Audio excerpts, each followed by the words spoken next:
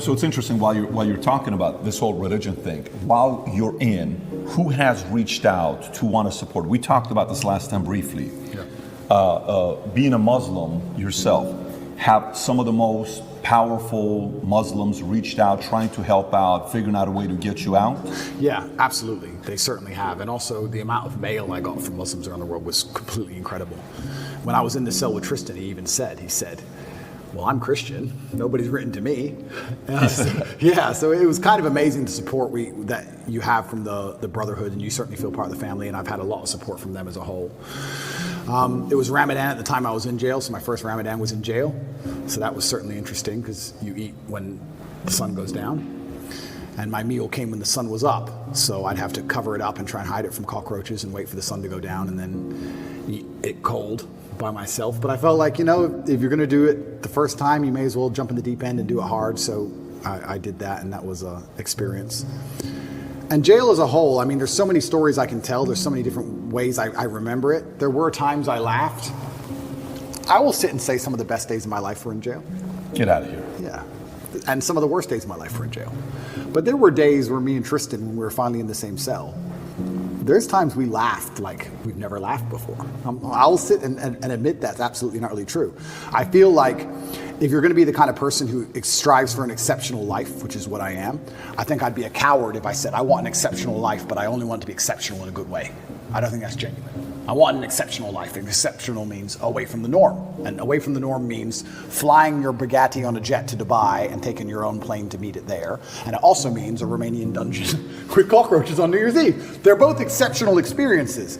And the times I was with my brother and it was just him and I, we truly had some genuine days where we laughed like we always laugh. Me and him laugh and have fun on a private jet, and we laughed and had fun in a Romanian prison cell because that's just who we are. And I also have to give my brother some credit while we're here. I would like to state that I absolutely, genuinely believe I have the best brother in the world. And I'll tell you why. I always knew I had the best brother in the world, but he proved it in jail, and I'll tell you why. My brother was put in jail for being my brother. He hasn't said any videos. He hasn't said anything on the internet. He hasn't said any of the things I've supposedly said.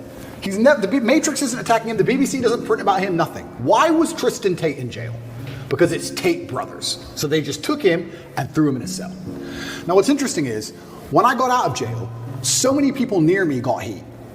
Old business partners got heat with the tax. They got hit with like tax paperwork, and they were calling everyone who's ever known me, and ex-girlfriends got heat, and all these people got heat. And some people complained, some people didn't. But some people were like, oh, since you've been in jail, it's been so stressful for me. The media's outside my house. I'm like, stressful for you? I was in jail. What do you want me to do? And people were complaining at me.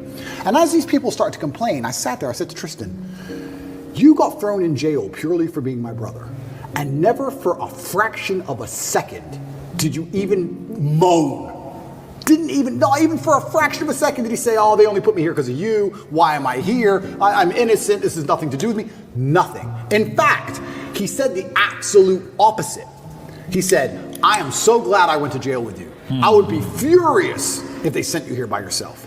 If they're going to lock you up, they better lock me up.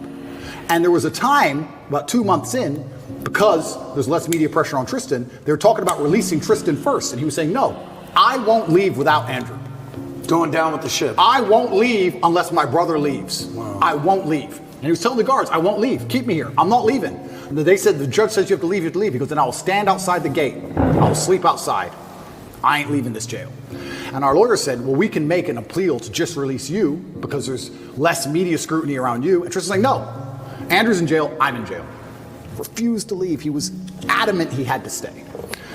That's a brother for me. And it was the same for me. I said to Tristan, if they came into me and said, Andrew, go home, I'd be like, no way. Tristan's in jail, I'm in jail. We're in jail together. He never for a second complained, never bitched, never moaned. And he was only in jail for being my brother. And then I come out and there's other people, oh, they sent me a piece of paper, blah, blah, blah. You're moaning? It's unbelievable. You truly learn, like I said, jail confirms everything you already knew about the world. And you truly learn who's on your side and who isn't. And that's good to learn, but it's actually crazy. The larger psychological analysis of it all, everyone lives inside their own minds, right? So it's kind of crazy. I came out of jail, and some of the first messages I got from people was them complaining about the problems me being in jail had given. Like, you think that wouldn't happen, right? You think, oh, you come out of jail, people would be like, oh, are you okay? They're like, oh, you're okay? You're out now? Okay, yeah, well, listen, Mo, You'd be amazed. You'd be amazed. And I'm like, I was in jail. What do you want me to do? Yeah, that sounds unfortunate. I was in a jail cell. What do you want me to do about it? It's kind of crazy how much everyone's kind of self-interested. So it's been a learning curve, and you learn a lot about a lot of different people, and your circle gets smaller. And I think that's probably one of the reasons God put me in there, to just learn a lot and make my circle smaller. And you just have to listen to him and pay attention to it and say, okay, right, you're off, you're off, you're off, you're on, you're on, you're on. But my brother, I have to give him credit, because I tell you, I also think me and Tristan are one of the best teams in the world because we have different roles inside of our brotherhood. My role is to be concerned and to panic. Not panic, that's the wrong word. I never panic. My role is to be concerned and try and fix the problem. I'm in jail, pacing up and down. How do we get out? And Tristan's role is to not care. And together, that helps us achieve the objective best, because when we really need to get out, I'm in charge. His role is to not care. Sometimes, when it was at the height of frustration, I needed his superpower. Tristan's superpower, and this is his superpower for life, is he is the master of not giving a fuck. We would go to court. We would go to court. Imagine this. You're in jail, right? Weekends were the worst, because the TV was worse on weekends for some reason. Like you had like 3 channels. The TV, the weekends were the worst, and you could hear out the window everyone having fun. I hated weekends.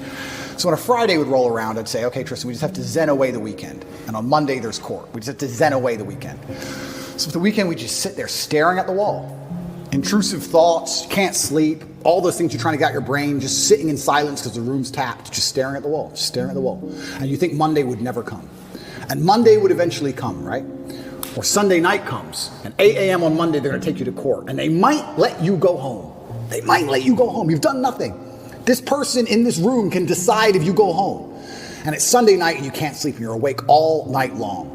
There's no clock, but you just the seconds feel like hours. You're just sitting there. Eventually 8 a.m. comes. Put you in handcuffs, walk you to the court. You walk in there, everyone speaks Romanian, don't have a clue what's going on. Everyone's just talking at each other in Romanian. Then they say you'll get the answer in 3 hours, go back to jail.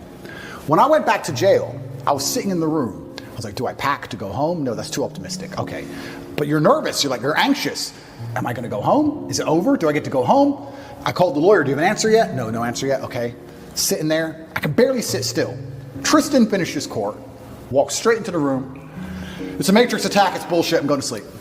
And went to bed. Clean asleep. I was like, how the fuck are you asleep? He didn't care at all. Gotta respect. He just went straight to bed. And then when he woke up like 6 hours later, matrix attack? I'm like, yeah, you thought so. And just rolled back over. Didn't care. But it's perfect for a guy like you. But that's what you need. I need that. I agree. Because if I had someone else next to me as hyped as me, I would have gone insane. I agree. I need someone like him who's just like, he had the superpowers like, bro, I love jail. Jail's great. Look, we got coffee. I love jail. None of my women are messaging me. I love jail.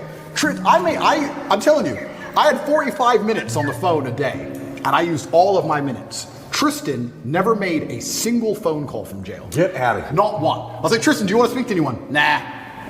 Sit there watching Romanian news. Didn't give a shit. Like bulletproof. But the only reason he's so bulletproof that way is because he knows I'm doing the absolute best the other way. He couldn't be that way if I wasn't trying to get us out, because then he would try to get out. You need the yin and yang. So like when it was chill time, it was his mental frame. And when it was how do we get out of here, it was my mental frame.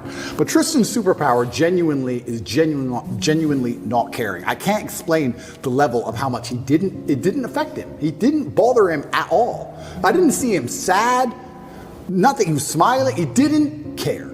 You consider yourself a stoic. How much more stoic is he than you? I just think we have different roles, and I think we've evolved into them over the time, because it's not just jail, it's with everything.